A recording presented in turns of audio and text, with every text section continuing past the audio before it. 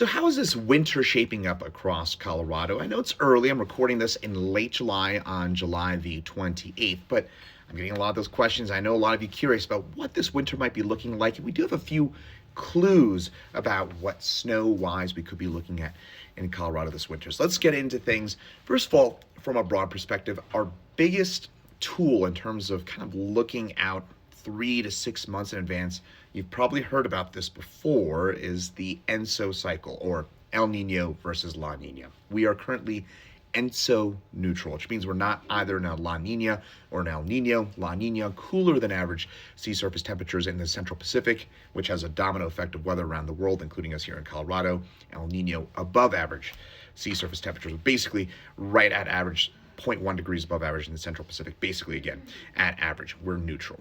Now, this winter, the continued long-range modeling shows that we're going to be entering probably into a La Nina. There's some hints of that in terms of the overall outlook. Now, La Nina tends to, very, very cautiously for us here in Colorado, tends to lead to a more active winter across northern Colorado, and then in southern Colorado, we tend to kind of get shut out.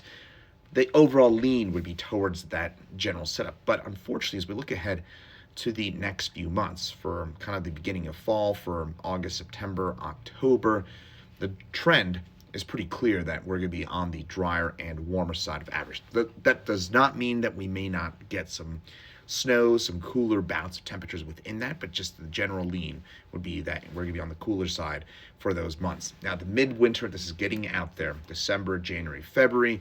Here's a look at the overall trend line, which still does have hints of generally warmer and drier kind of conditions for us in the middle of the winter, so not great there. But there are some hints, some long-range computer forecast models that once we get into January, February, and March, that we'll start to get a bit more of that La Nina feel to things, and we may start to get some pushes of colder air, and that could include us here in Colorado. So my current outlook, here's my general summary, would be that the beginning of winter, probably going to be on the drier and warmer side of things, may get off to a bit of a rough start, but cautiously optimistic, hopefully here, folks, knock on wood, that the back half of winter may be a bit more on the active side. That would be my early glance as to how this winter might be looking across Colorado, and of course, as always, more as we get closer to it.